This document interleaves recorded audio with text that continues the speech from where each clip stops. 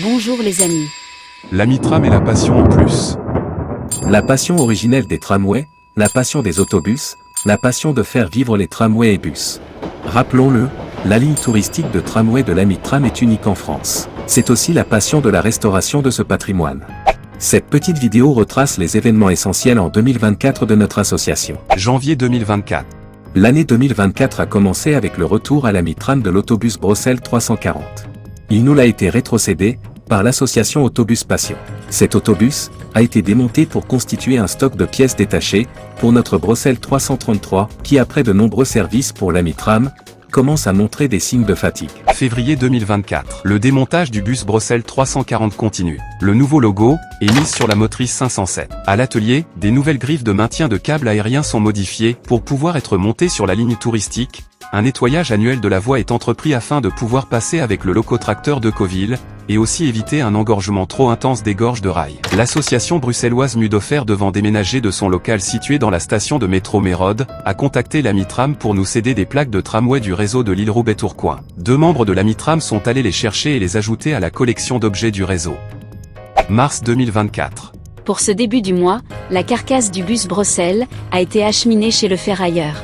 Suite à notre sollicitation, notre site Lavoisier a fait l'objet de la visite de Monsieur Riquier, de la Fondation du Patrimoine. Cette fondation est le premier acteur de la générosité en faveur du patrimoine. Ce mois de mars, travail sur la caténaire et les grandes consoles abîmées, lors du vol de câbles sur la voie du tramway touristique, ont été remplacés. Avril 2024. Les membres du bureau de l'Amitram ont été reçus par la société ICOS à Lille, suite à une visite des élèves de l'ICAM au cours de l'année précédente. Un de ces élèves embauchés au sein de cette société d'ingénierie ferroviaire a tenu à faire connaître notre association, et en retour une proposition d'aide technique nous a été proposée. Mai 2024. Suite à de grosses averses, le dépôt Lavoisier a été légèrement inondé. Les caniveaux à l'entrée ont fait l'objet d'un récurage complet. Juin 2024. Le mois de juin est le traditionnel engagement des autobus de l'Amitram pour les fêtes marquettoises de l'eau et des chapons. Le thème des Jeux Olympiques a parfaitement été respecté avec le retour à la circulation de l'autobus Bruxelles qui a fait l'objet d'un grand chantier de réparation. Le 28 juin, le Bruxelles 333 se faisait bénir lors du traditionnel pèlerinage Saint-Christophe à Tourcoing. Juillet 2024. Pour les mois de juillet et d'août, les regards et attention de nos membres se tournent pour notre motrice 507, qui est aussi un des fleurons de notre collection. Cette machine classée monument historique est en pleine réhabilitation. Les tôles latérales de la motrice 507 ont fini d'être débosselées et ont été reposées sur le bâti de bois. Le chantier peintures extérieures de la motrice 507 s'est poursuivi en novembre avec l'application du liseré noir ceinturant la caisse de la motrice, mais aussi la fin de peinture des portes. Fin août, l'Amitram a été présente sur le festival du CNCF de Wany. De bons contacts ont eu lieu et la vente de livres et objets divers ont pu amener un peu d'argent dans les caisses souffrant de immobilisation de la ligne touristique. Septembre 2024. En septembre, les travaux sur le tramway 507 et sur les bus suivent leur cours. Octobre 2024. Les aînés de Villeneuve d'Ascq sont venus visiter le dépôt Lavoisier.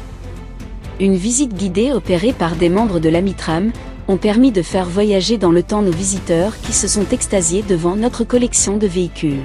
Dans les bons rapports qu'entretient l'Amitram, avec Ilevia, un membre du bureau est venu tenir un stand chez les hôtesses d'Ilevia au terminus du tramway à Tourcoing. Novembre 2024. La motrice 507 est maintenant terminée au niveau de sa peinture extérieure, et un gros chantier commence, la mise en conformité du circuit électrique. L'arrivée d'un nouveau membre au sein des actifs de l'Amitram a permis d'avancer sur le bus SC10 264 X114. Le plafond et les encadrements ont été mis en peinture crème. L'archiviste de l'Amitram continue de visiter et recenser les boîtes patiemment constituées par son prédécesseur. Cela permet de trouver des documents retraçant l'histoire du réseau. Du 14 novembre au 20, le renouvellement partiel de traverse a été effectué par la société Eurovia Travaux Ferroviaires ETF. Ceci a été possible grâce au financement du département du Nord. À la mi-novembre, un membre du bureau est venu exposer du matériel de vente dans le bâtiment de la direction d'Ilevia, dans le cadre de la clôture des expositions sur les 40 années des agences commerciales. Décembre 2024. Le désormais traditionnel démarrage des illuminations de Noël de la ville de Marquette a fait circuler 2 bus de l'Amitram qui ont véhiculé sur les 3 points d'illumination. C'est le 6 décembre que cette cérémonie a eu lieu, ce qui a valu pour l'Amitram de transporter Saint-Nicolas en personne. Le vendredi 13 décembre, 2 bus de l'Amitram ont participé à la 2e édition de Urban Trail de Tourcoing comme l'an dernier. Cette année, nos bus étaient situés en fin de parcours. Cela n'a pas empêché les nombreux participants à venir monter dans nos véhicules historiques, et pour quelques-uns de faire une petite halte dansante, au son des sonos prêtés par la ville et de danseuses attribuées par l'organisation. Dans le cadre des 115 ans du premier tramway du Grand Boulevard, FR3 est venu faire un reportage dans les locaux de l'Amitram. Un centenaire au service des voyageurs. 115 ans que ce tramway relie Lille à Roubaix, Lille à Tourcoing via les grands boulevards. Tout commence en 1904 sous l'impulsion de cet homme, l'ingénieur nordiste Alfred Mongy. Imaginez, ici autour, c'était des champs. Il a dessiné la voie pour les charrois agricoles. Il y avait une double voie pour les tramways. Il y avait la voie principale pour les voitures hippomobiles et les voitures à moteur. Il y avait la voie pour les piétons. Et de l'autre côté encore la voie pour les charrois agricoles qui remontaient dans l'autre sens. Sur ce boulevard flambant neuf, circulent alors ces tramways, surnommés les Mongy, inspirés des États-Unis. Roubaix et Tourcoing sont désenclavés, devenant facilement accessibles. On mettait qu'une demi-heure pour relier les villes et il y a eu beaucoup plus d'échanges et d'échanges commerciaux, aussi bien sûr avec ces villes, avec la facilité du Grand Boulevard.